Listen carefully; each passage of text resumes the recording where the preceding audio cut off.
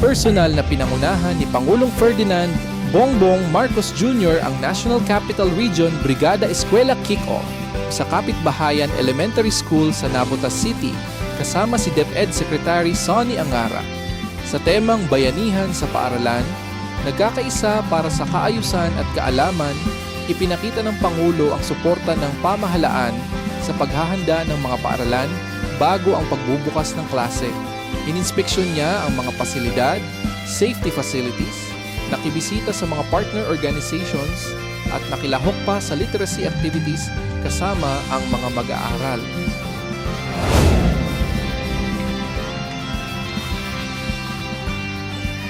Mga paaralan at iba pang katuwang sa komunidad sa pamamagitan ng Brigada Eskwela upang matiyak ang maayos at ligtas na pagbubukas ng klase para sa school year 2026-2027. Nasasaksihan po natin ang pagdating ni Pangulong Ferdinand R. Marcos Jr. dito sa Kapitbahayan Elementary School. Sinalubong ang Pangulo ni na Department of Education Secretary Sonny Angara, Navotas City Mayor John Reynold M. Chanco at Kapitbahayan Elementary School Principal Dr. Floreta Quijano.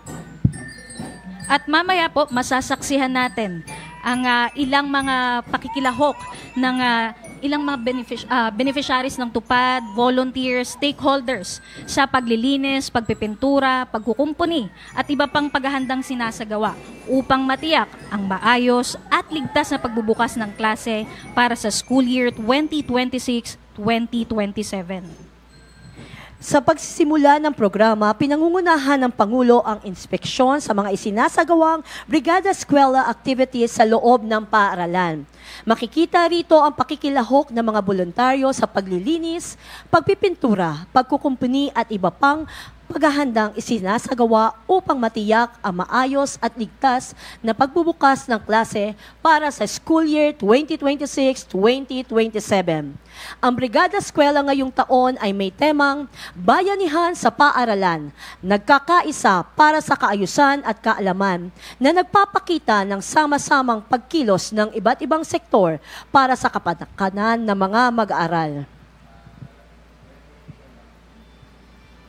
At kasalukuyan, nakikita natin ang Pangulo kasama pa rin si DepEd Secretary Angara, ang local officials at ang principal ng Kapitbahayan Elementary School. Sila po'y magtutungo sa CCTV control room upang suriin ang mga hakbang para sa kaligtasan at seguridad ng komunidad ng paaralan.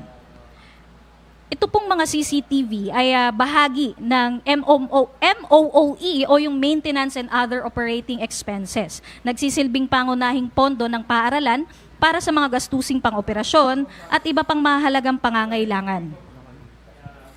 Sa kasulukuyan, may 16 na gumaganang CCTV cameras ang Kapitbahayan Elementary School na tumutulong sa pagpapanatili ng kaayusan at seguridad sa loob ng paaralan. Layunin ng proyektong ito na makatulong sa pag-iwas sa mga insidente ng vandalism, hindi autorisadong pagpasok sa paaralan at iba pang banta ng seguridad ng komunidad ng paaralan. Sa pamamagitan nito, higit na napapalakas ang seguridad ng mga mag-aaral, guro at kawani sa loob ng paaralan.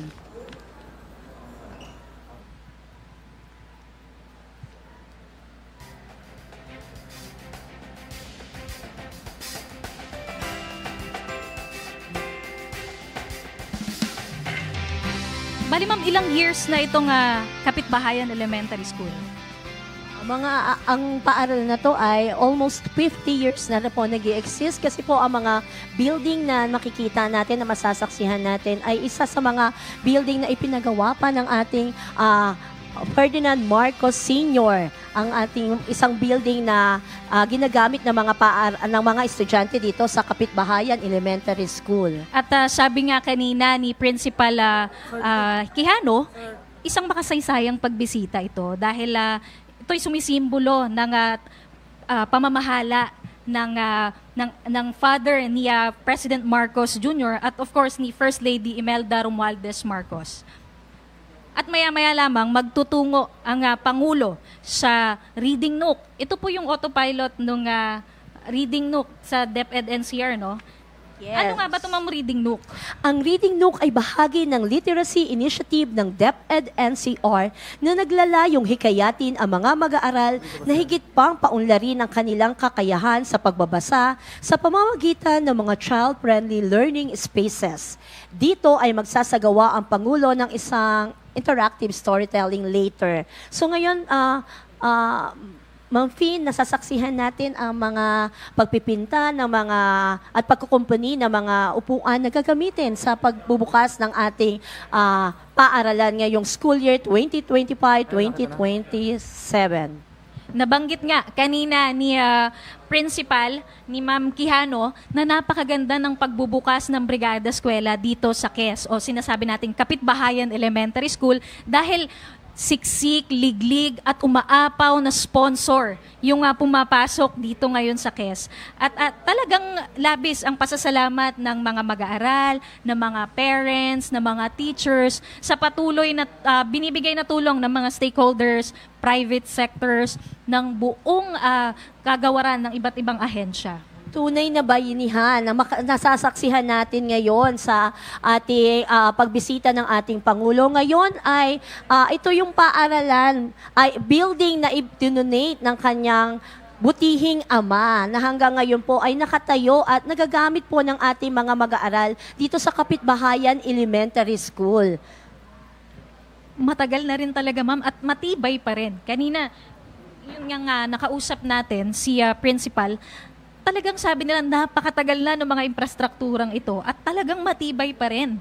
At sabi niya, ito raw ay magandang pagkakataon upang ipabatid ang pasasalamat nila sa Pangulo dahil hanggang ngayon nakikita ng sektor ng edukasyon ang suporta ng pamahalaan sa patuloy na pagpapalakas ng education sector. At dito sa Brigada Eskwela, nakikita natin yung bayanihan, pagkakaisa. At doon natin masasabi na buhay pa rin ang diwa ng bayanihan. At nasasaksihan din natin ngayon yung mga tupad na volunteer natin na naglilinis ng bintana at iba pang mga pagkumpuni sa loob ng paaralan. So nakita natin dito ang pagtutulungan at pagbabayanihan ng iba't ibang sektor ng stakeholder upang maging matagumpay ang Brigada Eskwela ngayong taon. At speaking of tupad beneficiaries, nabanggit kanina ng Regional Director NCR ng DOLE na itong mga tupad beneficiaries ay ilan ding mga tsuper na kung saan apektado ng krisis sa gitnang silangan, sila po ay binibigyan ng pagkakataon na makapagtrabaho rin at least 4 hours para kahit paano dagdag kita rin sa kanila.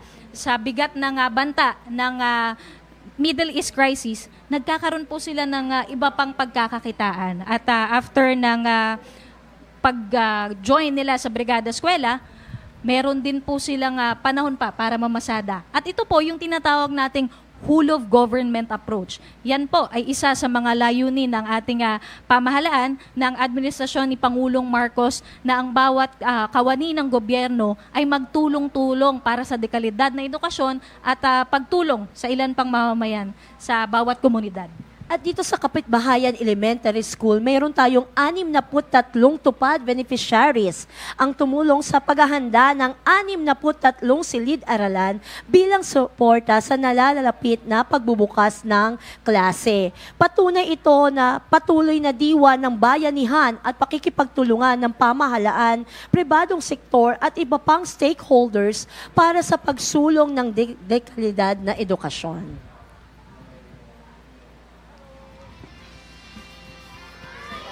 Ngayon naman po nasasaksihan natin ang pagsasagawa ng Pangulo ng makikita natin ang Reading Nook dito sa Kapitbahayan Elementary School.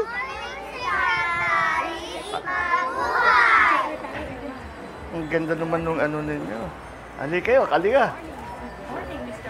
Oh, Tabi nga niya si Presidente. Yeah.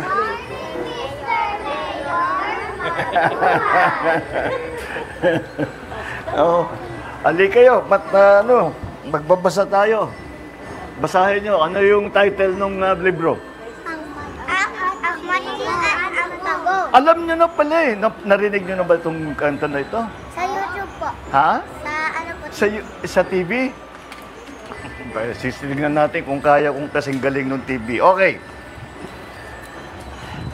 Kwento ito, ang sumulat nito, kilala nyo kung sino si Jose Rizal?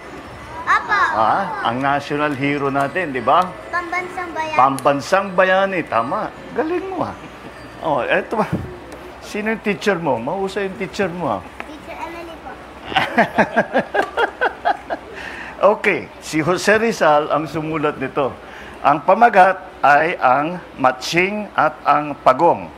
Anong English ng matching? Mangkoy. Ha? Mangkoy. Monkey. Ano yung pagong? Turtle. Turtle. O yung turtle, alam ninyo eh. Okay. Teka, okay. Ang pagong at ang matching ay minsan nakatagpo ng isang punong saging na lumulutang sa gitna ng umaagos na ilog. Ayan, yan yung ilog. O, asan yung lumulutang na puno ng saging? Saan sa picture? Ayun. Ayan. O, nandun nasa umaagos. Nakikita mo, halika lang, mapit ka.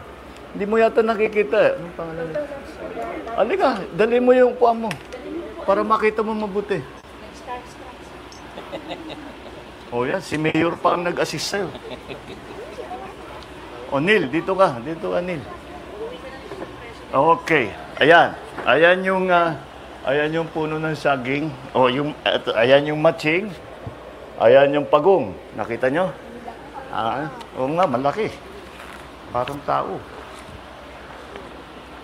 Isa itong mainam na puno na may malalaki at lunti ang dahon, may mga ugat pa at wari bang nabunot mula sa kinatatayuan sa isang malakas na bagyo. Nakasubok na ba kayo ng bagyo? Binagyo na ba kayo? Apo. Ha? Kala po namin magbabasa. Nalaglag yung mga puno. Ha? Nagbaha pati baha. Butagan sa Ay, nako. Ayusin ni Mayor yung flood control doon sa Okay, eto na. Kinuha na nila yung puno ng saging na lumulutang sa ilog. Ayan, kinuha na ng matching at saka ng pagong. O ngayon, eto, nag-uusap yung dalawa. Hatiin natin ito. Ang sabi ng pagong at ating itanim ang bawat bahagi. Kanilang hinati ito sa gitna. Ayan, no, nilalagari na. Nilalagari, hinati na nila. Anong gagawin nila pagkatapos nilang hatiin? Puputulin, tapos itatanim. Ba, galing kayo makinig ah. Okay. Ang matching, dahilan sa mas malakas ay kinuha, mas malakas yung matching dahil malaki. Dahil mas malakas ay kinuha ang itaas ng bahagi ng puno para sa kanya. Kinuha na niya para sa sarili niya. Okay? Nakita mo? Okay. Kinuha na ng matching. Dahil sa kanyang inakala na ito ay mas mabilis na tutubo sapagkat ito ay may mga dahon. Yan. So, kasi tatanim nila, gusto nilang palakihin kaagad. So, inuna niya, kinuha niya lahat yung maraming dahon para sabi niya, pagka tinanim ko ito, dadami kaagad ito, lalaki kaagad ito. Okay. Ang next. Ang pagong naman, mas mahina. Ay nakuha niya ang nakakuha ng ibabang bahagi ay mukhang pangit, bagamat ito ay may mga ugat. Parang walang dahon parang patay na yata eh. Pero nakita nyo yung dulo. May ugat pa. May ugat pa kagaya ng punong ganyan, may mga ugat pa. Kasi diyan kumukuha ng tubig yung puno sa ugat niya sa ilalim ng lupa. Diyan kumukuha ng yung nakuha ng pagong may ugat pa. Pagkaraan ng ilang araw, muli sila nagkita. O yan, nagkita na naman yung pagong at saka yung matching. Okay? Tapos, ano ba yung sumunod? Kumusta, Mang Matching? Ang bati ng pagong. Kumusta na ang inyong punong saging? Ayan, inaalam niya kung talagang maganda yung nakuha nung matching na bahagi nung nung puno. Sabi nung matching, ay nako, ang sagot nung matching, matagal nang ito inamatay. Kumusta naman ang sa iyo, Aling Pagong? Anong nangyari doon sa nakuha ng matching? Namatay na. Oo, matagal na raw namatay. Ha? Di, tinanong naman niya kay Pagong, ano nangyari doon sa nakuha mong bahagi? Napakainam naman dahil may mga dahon at namumunga na. Oh. Nagkaroon, nakita niyo yung una, walang dahon, putol na dito. Ngayon may dahon na. At saka nagbunga na. Nagbunga na. Di ba? At ano ng saging ito eh. Kaya lang, sabi nung Pagong, kaya lang, di ko maakyat ito para kunin ang mga bunga. Dahil hindi kayang akyatin ng Pagong yung puno. Yun ang sabi niya dun sa kaibigan niyang matching. Hayaan mo. Ang sabi na mapaghangad na matching, ako na lang ang aakyat at pipitas para sa inyo. Dahil magkaibigan sila, tinulungan niya yung Pagong, di ba? O sabi niya, ako na lang ang aakyat, kukunin ko yung mga naging bunga. Sabi naman ng Pagong, sige nga, Mang Matching. At ang buong pasasalamat ng sabi sa Pagong. Yan, thank you daw. Kaya lumakad na sila papunta sa bahay ng Pagong. Yan, papunta na sila doon sa puno ng saging. Pagkakita ng Matching sa mga naninilaw at hinog na bunga sa pagitan ng mga malalaking dahon ng saging, agad siyang umakyat at nagsimula yan. Inakyat na. Kita ninyo? Inakyat na niya. Ang daming bunga. Ang daming saging. Ibababa na. Hindi maakyat ng Pagong. Kaya si Matching na lang ang kumuha. May puso ng saging. Okay. Kainin at ubusin ng buong bilis ang kanyang maabot. Kinain na kagad. Habang nasa taas pa ng puno, kinuha na yung saging, kinain na agad. Okay. Sabi naman ng Pagong, bigyan mo naman ako. Ang sabi ng Pagong, dahil nakita niya na hindi siya binibigyan pansin ng Matching. Masyadong masarap yung kain niya, hindi na niya napansin yung kaibigan niyang Pagong. Sabi naman ng Pagong, pahingi naman, bigyan mo rin naman ako.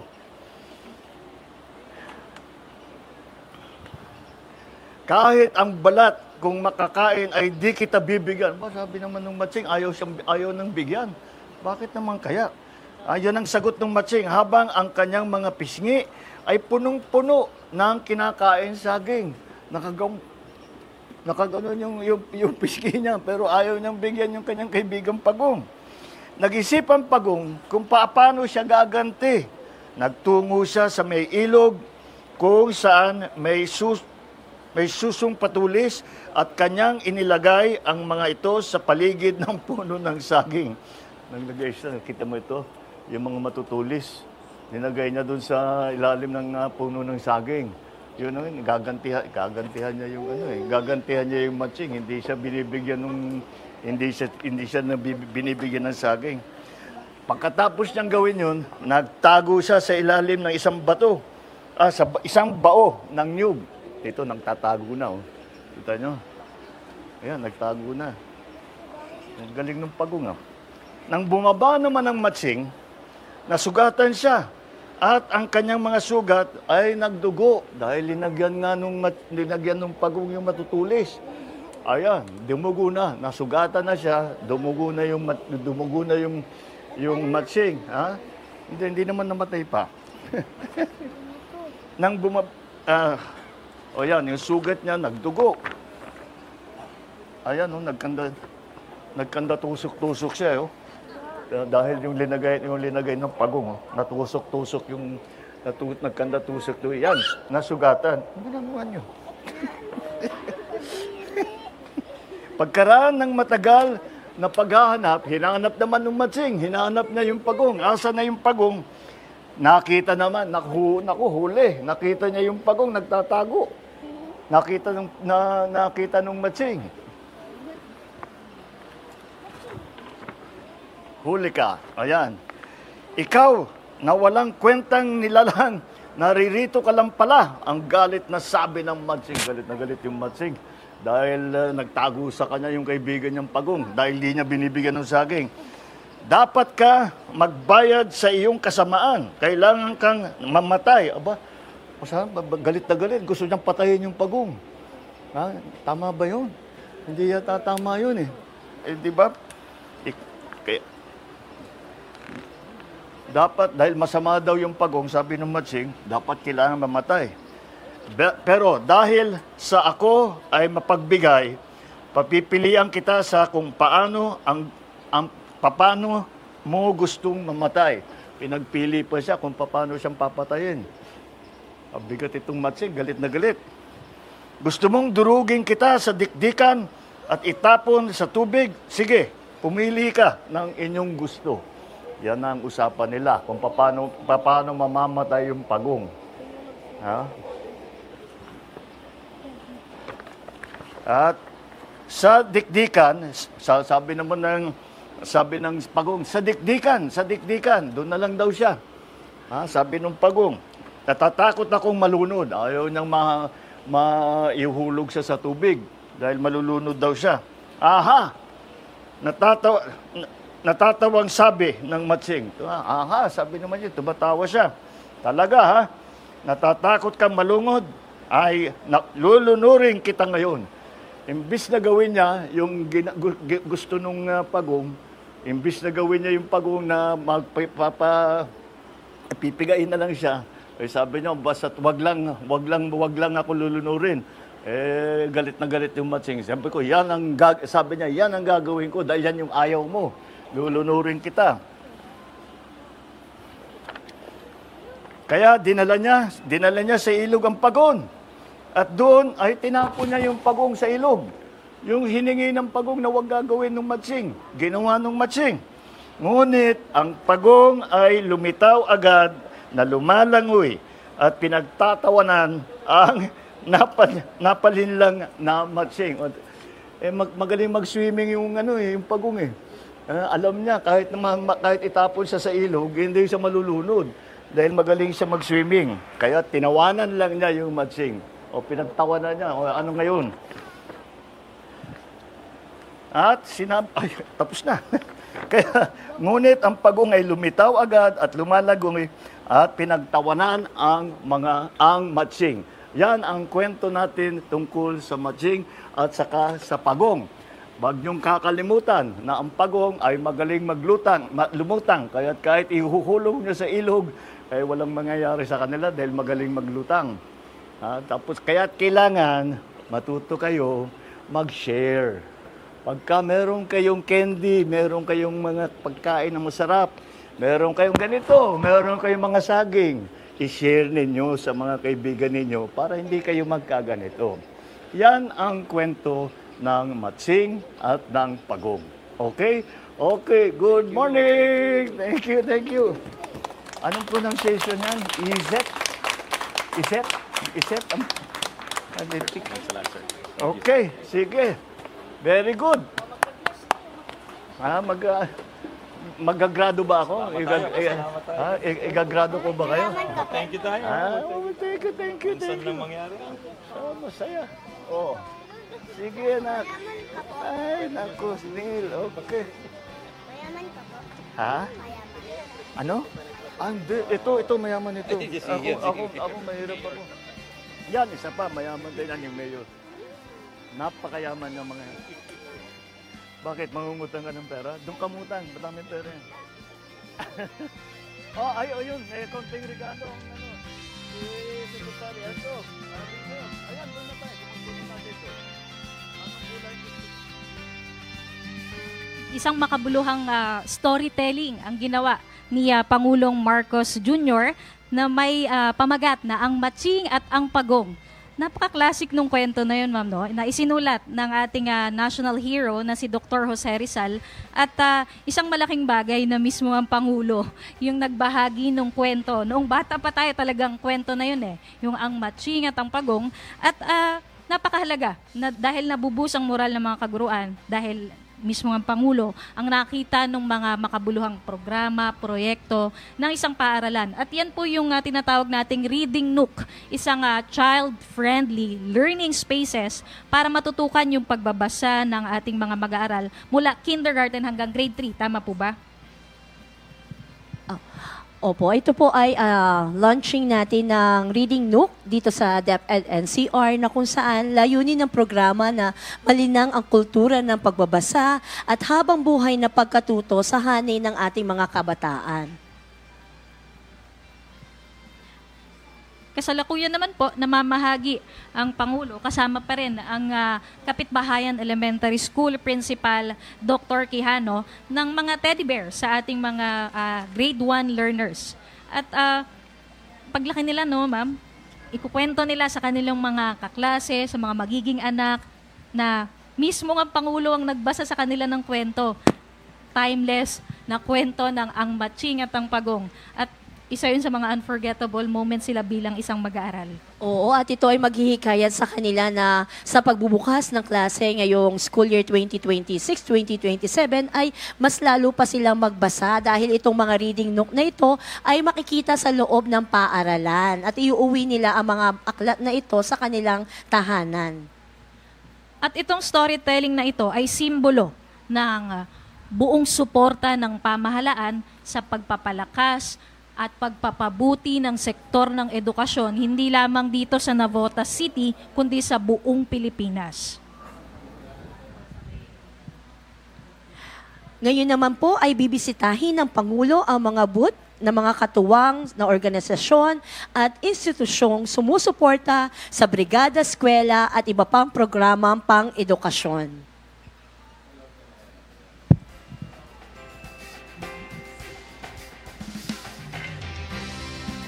At kanina, nabanggit natin, ma'am, yung whole of government approach.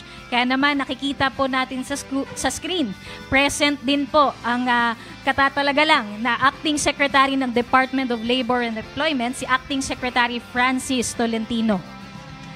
Yung nabanggit natin kanina natupad, ma'am, sa kanila po yun, sa DOLE. At yun po ay bahagi ng sama-samang pagtutulungan ng buong ahensya ng ating bansa, ng iba't ibang ahensya ng ating bansa para ipakita yung suporta sa pagbubukas ng klase. At mamaya, makikita rin natin si Department of Social Welfare and Development Secretary Rex Gatchalian. Ngayon po, ang nakikita natin sa ating screen ay yung ilang mga tupad beneficiaries na nakikipagtulungan sa pagsasagawa ng mga brigada eskwela activities ng tupad beneficiaries. Kanina nabanggit natin na meron pong 63 tupad beneficiaries para dito sa Kapitbahayan Elementary School. At napakalaking tulong ng ganitong mga trabaho para sa ating mga mamamayan, lalo na sa gitna ng krisis na pinagdadaanan sa gitnang silangan. Nabanggit ko rin kanina, ma'am, yung mga tsuper na dineploy din ng ating DOLE at gusto natin na lahat po sa programa ng administrasyon ay makikinabang po ang lahat at walang ni isa ang may iwan. Kaya naman po, hindi lamang ang paaralan ang natutulungan natin sa pagbubukas o pagsisimula ng brigada eskwela, kundi yung mga tsuper din na nangangailangan ng dagdag kita. Totoo yan. Masaya rin na nakikibahagi ang ating mga magulang maliban sa mga tupad volunteers natin. Nakita natin kanina yung mga nagpipintura at kasalukuyan ngayon ay ang ating Pangulo ay nakibahagi sa pagpipinta ng classroom, ng isa sa mga classroom dito sa Kapitbahayan Elementary School na tunay na nagpapakita ng bayanihan para sa Brigada Eskwela. At mahalaga na mismo ang Pangulo ang bumibisita sa paaralan.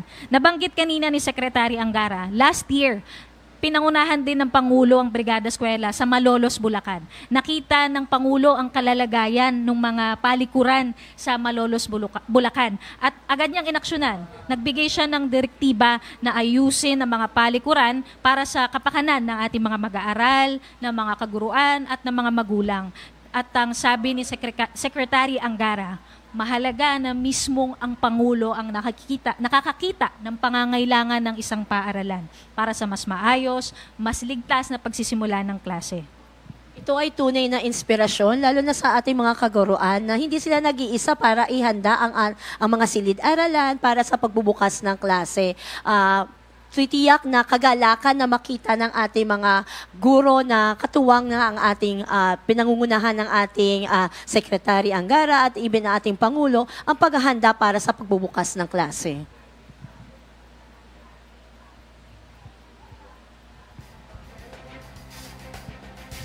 At nakikita naman natin, no, talagang present, all-out support din ang ilang mga ehensya. Kabilang nga ang Department of Labor and Employment, ang Department of Social Welfare and Development, at ang iba pang mga stakeholders, mga private sectors. Nakita namin kanina, ma'am, nung naglibot-libot kami, yung ilang mga tulong, mga sponsors ng school. At ginamit na term ni Dr. Quijano, ang principal ng KES, ay ang siksik, liglig at umaapaw na tulong mula sa iba't ibang sektor ng ating bansa. Kabilang din dito yung mga Parent-Teacher Association natin na talagang nakita natin kanina, nasaksihan habang iniintay natin ang Pangulo na nagsisimula na sila magkumpuni ng mga at maglinis ng paaralan, ng silid-aralan. Napansin nga natin dito, no, ma'am, talagang grabe yung suporta ng mga parents dito sa Kapitbahayan Elementary School. At isa sa nakapanayam namin ay ang presidente ng School Parent Teacher Association na si Sir June.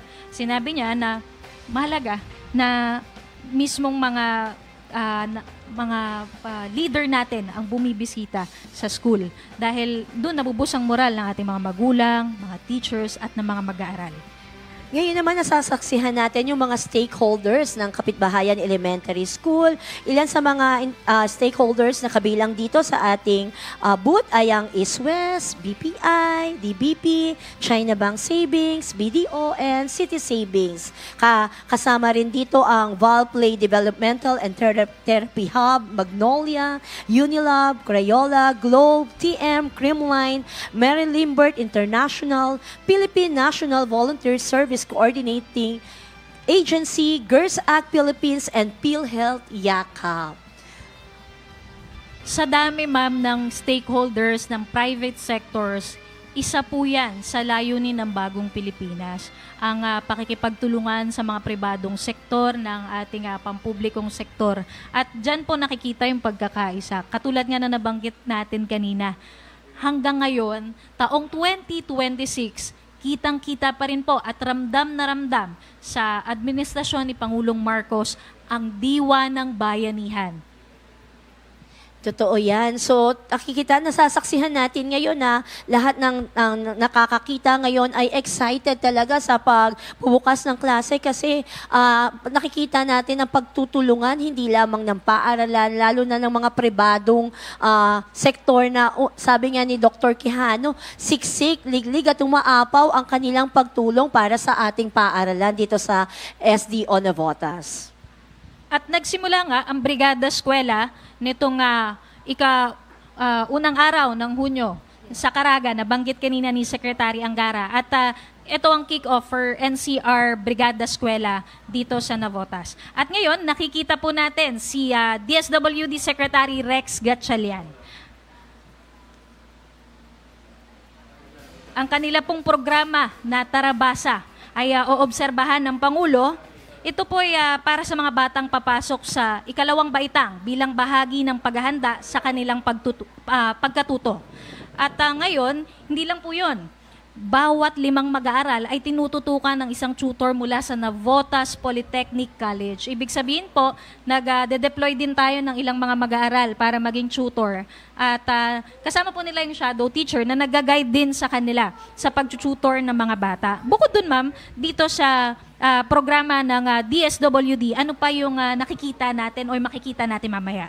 Sa programang Tarabasa, hindi lamang ang mga bata ang tinuturuan. May mga session din para sa mga magulang upang mapalakas ang kanilang kakayahang suportahan ang pagkatuto ng kanilang anak sa bahay. Kabilang sa mga karaniwang itinuturo sa mga magulang ang kahalagahan ng pagbabasa sa pagkatuto ng bata, tamang paraan ng pagbabasa kasama ang mga anak, positibong paggabay at paghimok sa mga anak na magbasa basic parenting skills na makakatulong sa pag-aaral ng mga bata. Because layunin ng programang ito ng partnership ng DSWD at DepEd na mapabuti ang literacy ng mga mag-aaral habang pinapalakas din ang kakayahan ng mga magulang bilang katuwang sa pagkatuto ng kanilang mga anak. Hindi lang pala mag-aaral ang natutulungan natin, yung mga learners natin dito sa school, kundi yung mga nabibigyan din natin ng dagdag kita ang ating mga estudyante mula sa iba't ibang universities, colleges. Kasi ma'am, may allowance din sila dito ma'am. At yung mga magulang din natin nabibigyan din ng pagkakataon para sa pagtuturo rin ng kanilang mga anak sa loob ng kanilang mga tahanan. At sa pamamagitan po ng mga youth development worker, natuturuan po ang ating mga magulang. Ayan po ay bahagi ng programa ng Department of Social Welfare and Development na Tarabasa. Sabi nga sa kasabihan, it really takes a village to raise a child. So dito makikita natin ang pagtutulungan ng guro, ng mga volunteer tutor natin coming from the NPC and even yung mga magulang para ang literacy ay mapaunlad sa ating mga mag-aaral. At nakita natin, no, ma'am, sa pag-i-inspect, sa pagsuri ng Pangulo, sa pag-ikot ng Pangulo, talagang tulungan ang bawat ahensya at hindi lang ang pampublikong ahensya, kundi ang mga private sectors. Inuulit natin, no, ito po ay yung whole of government approach. Napakagandang layunin niya ng bagong Pilipinas na hindi yung isang sektor lang ang tutulong para sa isang specific na komunidad, kundi ang lahat ng ahensya. Makikita natin ay pinapakita po ni ating Senator Rex Gatchalian yung libro na ibinabahagi din sa mga ating mga magulang dahil tinuturuan din sila ng parenting at tamang pagbabasa sa mga bata para sa gayon, pag umuwi ang mga bata, may follow-up na pagtuturo at hindi nila makakalimutan kung ano man yung natutunan nila dito sa mga sesyon natin sa Tarabasa. At di ba nga, ma'am, meron tayong kasabihan na dapat ang bata unang natututo sa kanilang mga tahanan. At ito po, yun po ang layunin nitong bahagi ng programa ng DSWD na maturuan din ang mga magulang ng tamang pagtuturo rin sa mga mag-aaral sa kanilang mga tahanan.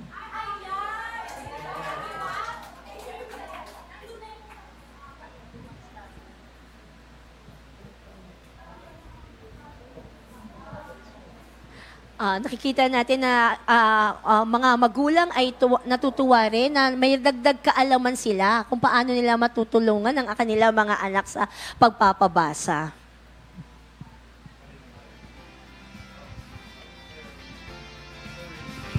Kasama pa rin ng Pangulo ang ilang mga kalihim ng si Secretary Angara ng DepEd, Acting Secretary Francis Tolentino ng Department of Labor and Employment, DSWD Secretary Rex Gatchalian. Yan po ay ang whole of government approach na tinatawag natin. Kasama rin na nag-iikot ngayon ay ang ating Navotas City Mayor John Reynold M. Chanco at ang Kapitbahayan Elementary School Principal Dr. Loretta Quijano. Nakikita rin natin ngayon ang ating mga top official ng SDO Navotas.